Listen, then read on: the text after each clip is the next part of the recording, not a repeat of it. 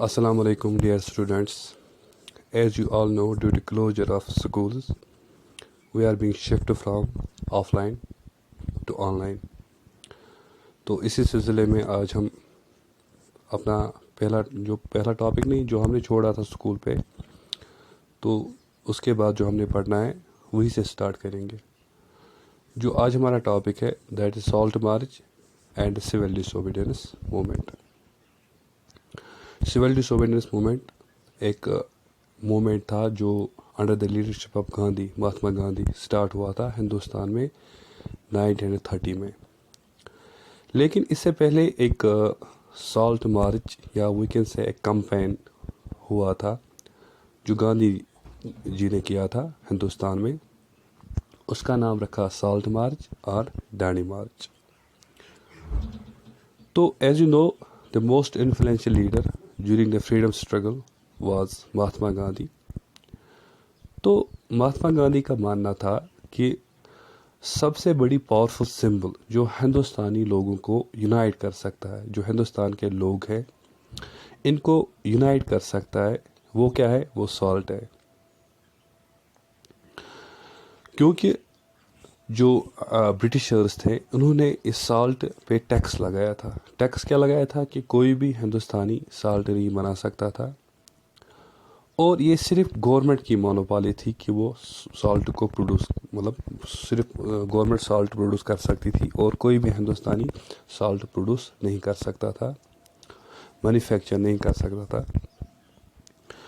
تو گاندھی نے کیوں کہا کہ it was a powerful symbol کہ جس کے مطابق یہ ڈفرینٹ ہندوستانی لوگ یونائٹ ہو سکتے ہیں؟ کیونکہ salt was some thing consumed by the reach and پور الائک.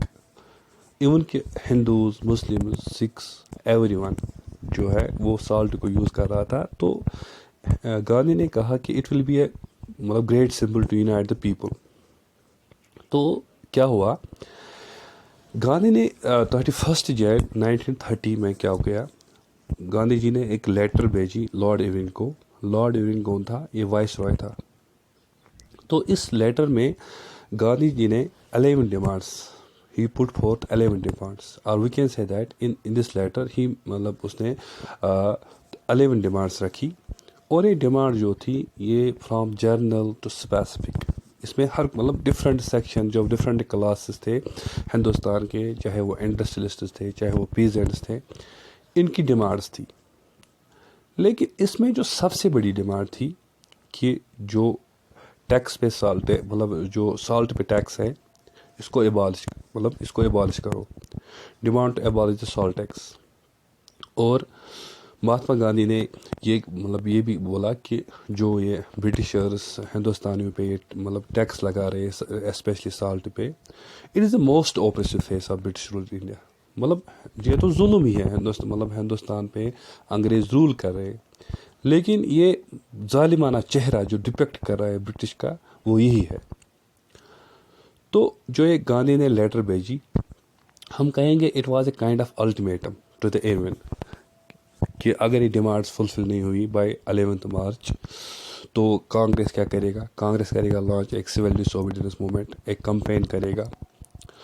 لیکن جو یہ ڈیمانڈس جو انہوں نے ایک الٹیمیٹم بھیجا کہ اگر آپ یہ نہیں کرو گے تو اس کے بعد آپ کو یہ کانسیکوینس آپ کو فیس کرنے پڑیں گے. تو کیا ہوا؟ تو لیکن جو ایرون ہے اس نے یہ unheard, demands was unheard by Irwin unwillingly to negotiate. اس نے کوئی نیگوشیشن اس پہ نہیں کیا، یہ سنی ہی نہیں، کوئی ڈیمانڈ فلفل نہیں ہوئی. تو گاندھی جی نے کیا کیا؟ He started a civil dish obedience movement with his famous salt march اور Dandi march. Why salt march اور ڈانڈی مارچ؟ بیکاز جو گاندھی تھا یہ سابرمتی آشرم میں رہتا تھا جو گجرات میں ہے. تو اس نے Sabarmati Ashram, he left Sabarmati Ashram and he went to a coast and that coast was named Dandi. اس کوسٹ کا نام کیا تھا؟ ڈانڈی. تبھی اس کا نام رکھا گیا ڈانڈی مارچ. اور سالٹ مارچ کیونکہ وہاں پہ اس نے کیا کیا؟ اس نے وہاں پہ سالٹ مینوفیکچر کیا. تو ڈانڈی مارچ کیا تھا؟ جیسے کہ یہ ڈیمانڈس نہیں سنی ایرون نے، تو 12 مارچ میں کیا ہوا؟ گاندھی جی اپنے 78 فالوورس کے ساتھ چل پڑے سابرمتی آشرم سے ڈانڈی کوسٹ گجرات میں جو ہے، اور یہ 240 کلومیٹر سے چلے، پیدل چلے، 24 ڈیز چلے، 10 مائلز پر ڈے چلے. جب وہ اس کیمپین کو چلا رہے تھے تو تھاؤزنڈس آف پیپل جو ہیں وہ گاندھی مطلب انہوں نے گاندھی کا سنا، گاندھی جی کا سنا. اور گاندھی نے کیا کہا ان کو کہ مطلب سوراج کا مطلب کیا ہے، وٹ گاندھی مینٹ مطلب انڈیپینڈنس، وٹ اباؤٹ مطلب جو گاندھی جی نے ان کو کہا کہ سوراج کا مطلب کیا ہے. اور گاندھی جی نے ان کو اور کہا he urged them to peacefully defy the British. جو برٹش رول ہے اس کو ہم نے ڈیفائی کرنا ہے، اپوز کرنا ہے، بٹ پیسفلی. کیونکہ ہم نے آلریڈی کہا کہ گاندھی جی کی فلاسفی جو تھی نان وائلنس، مینس کہ ہم نے کیا کرنا ہے، ہم نے اس کو اپوز کرنا ہے، but we don't need any kind of physical violence. ہمیں کوئی فزیکل وائلنس کی ضرورت نہیں ہے. تو آن 6 اپریل گاندھی ڈانڈی پہنچ گئے. اس نے وائلیٹ کیا، broke this law and manufacture the salt by boiling sea water. Means کہ یہ بڑی بات نہیں ہے سالٹ بننا، لیکن یہ اپنے آپ میں بڑی بات اس لیے تھی کیونکہ یہ مونوپولی تھی برٹش گورنمنٹ کی کہ ہندوستانیوں کو الاؤ نہیں کیا جاتا تھا کہ وہ سالٹ بنا سکے. تو ایک بڑی بات تھی کہ ایک بڑا لا انہوں نے بروک کیا. تو اسی سے ہوا سول ڈس اوبیڈینس موومنٹ اسٹارٹ. لیکن جو ہم نے پڑھا نان کوآپریشن موومنٹ، اس میں ہم نے یہ پڑھا کہ لوگوں کو بتایا گیا تھا کہ صرف نان کوآپریٹ کرو. بٹ اس سول ڈس اوبیڈینس میں لوگوں کو کیا کہا گیا، صرف یہ نہیں کہا گیا لوگوں کو کہ ہمیں مطلب نان کوآپریٹ کرنا ہے، بلکہ ان کو یہ بھی کہا گیا کہ جو بھی برٹش کا لا ہے ہم نے اس کو بریک کرنا ہے، کالونیل لا کو بریک کرنا ہے. تو اس سول ڈس اوبیڈینس موومنٹ کے دوران کیا ہوا تو یہ پھیل گیا. اوبیسلی بات تھی کہ پھیلنا ہی تھا. تو ڈفرینٹ جو سیکشنز لوگ تھے کنٹری میں انہوں نے مطلب بروک سالٹ لا مینز انہوں نے سالٹ مینوفیکچر کیا. اور انہوں نے ڈیمانسٹریشن کی، ہر مطلب پروٹیسٹ کیے. کہاں پہ؟ گورنمنٹ سالٹ فیکٹریز میں بند کیے، مطلب کروائے. اور اس کے علاوہ in addition to that foreign clothes کو بائیکاٹ کیا گیا، لیکویئر شاپس کو بند کروایا گیا. پی زیڈس نے کیا کہا؟ پی زیڈس نے ریفیوز کیا کہ ہم ٹیکس یا ریونیو نہیں دیں گے. ایون کہ چکداری ٹیکس جو ان کو دینے پڑتے تھے، مطلب جو فارمر سے ٹیکس لیا جاتا تھا، واچ اینڈ وارڈ ٹیکس جو گورنمنٹ کی طرف وہ پولیس وغیرہ وہ جو مطلب خیال رکھتا تھا فصلز کا، تو انہوں نے منع کیا کہ ہم نہیں دیں گے، اب کوئی بھی ٹیکس نہیں دیں گے. اور ایون کہ جو فارسٹ پیپل ہے وہ بھی انہوں نے بھی وائلیٹ کیا فارسٹ لاز. انہوں نے بولا کہ ہم کیوں مانیں گے آپ کے لاز. تو ہم کہیں گے ایک قسم کے مطلب جو لوگ تھے وہ اس موومنٹ میں جڑ گئے. تو برٹش گورنمنٹ تو پریشان ہو گئے. کیوں پریشان ہو گئے؟ انہوں نے دیکھا کہ لوگ ہمارے خلاف جا رہے ہیں. تو انہوں نے کیا کیا؟ انہوں نے لیڈرز کو ہی اریسٹ کیا. کیوں لیڈرز کو کیوں اریسٹ کیا؟ تاکہ جو یہ موومنٹ ہے، جو یہ موومنٹ چل رہا تھا، پروٹیسٹ چل رہے تھے، ڈیمانسٹریشن چل رہے تھے، ان کو روک سکے. اور بڑے بڑے لیڈرز کو اریسٹ کیا گیا. اس سے کلیشز ہو گئی، مطلب جیسے کہ most famous leaders Khan Abdul Ghaffar Khan, جس کو ڈسپائل کہا جاتا ہے گاندھی کا، گاندھی جی کو بھی اریسٹ کیا گیا اپریل 1930 میں. تو اس کے بعد کیا ہوا؟ جو بڑے بڑے لیڈرز اریسٹ ہو گئے تو لوگ کیا ہو گئے؟ وائلنٹ ہو گئے.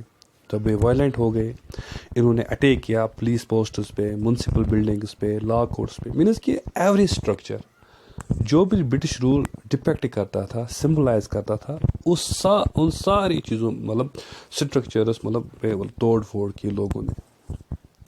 لیکن گورنمنٹ بھی اب چپ بیٹھنے والوں میں نہیں تھا. تو انہوں نے بھی ریسپونڈ کیا with a policy of brutal repression. Even کہ جو پیسفل ستیہ گراہز تھے، جو پروٹیسٹ میں پارٹیسپیٹ کر رہے تھے، ان کے اوپر اٹیک کیا گیا. بچے بوڑھے مطلب جو بچے تھے، عورتیں تھیں یا بوڑھے تھے، ان کو بھی مطلب دے ور بیٹن. اور almost 1 lakh people were arrested. تو سچویشن خراب ہو گئی. تو گاندھی پریشان ہو گیا. تو اس سچویشن میں کیا ہوا؟ اس سچویشن میں ایک پیکٹ ہوا ارون اور گاندھی کے درمیان. اس پیکٹ کا نام رکھا گیا Gandhi Irwin pact, and it was signed on 5 March 1931. تو اس پیکٹ کا کوئی مقصد تھا. تو according to this pact Gandhi نے مانا کہ میں کروں گا پارٹیسپیٹ ایک کانفرنس میں، سیکنڈ راؤنڈ ٹیبل کانفرنس. میں نے جیسے آپ کو بتایا ہے کہ 3 راؤنڈ ٹیبل کانفرنس ہوئی. اس میں جو سیکنڈ والی تھی اس میں کانگریس کے مطلب جو گاندھی تھا اس نے پارٹیسپیٹ کیا. تو یہ کیوں مطلب بن گیا پیکٹ؟ تو گورنمنٹ نے کہا کہ جو بھی پولیٹیکل پرزنرس ہیں ہم ان کو ریلیز کریں گے، لیکن جو گاندھی ہے اور جو سول ڈس اوبیڈینس موومنٹ چل رہا ہے اس کو کیا کرنا ہے، اس کو مطلب گاندھی کو ابھی وہ بند کرنا ہے۔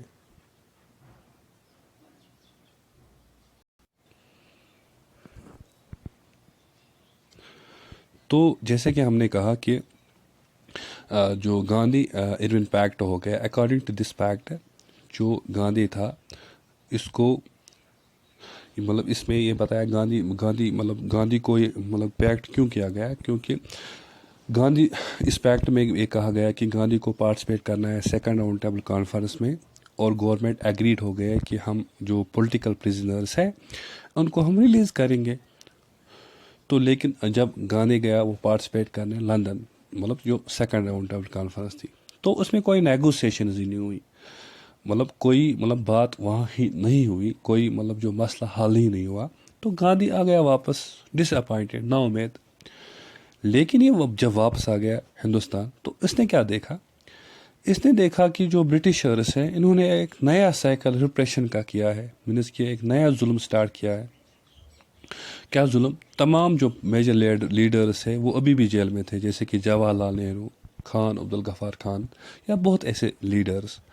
اور کانگریس کو کیا کیا گیا ہے، اس کو ڈکلیئر کیا گیا ہے الیگل پارٹی۔ یہی تک نہیں، اس کے علاوہ ریسٹرکشن امپوز کی گئی ہے کس پہ، کہ کوئی بھی پولیٹیکل میٹنگ نہیں ہوگی، کوئی بھی ڈیمانسٹریشن نہیں ہوگی، کوئی بھی بائیکاٹ اگر ان ایکٹیویٹیز میں کوئی پایا گیا تو اس کو اریسٹ کیا جائے گا۔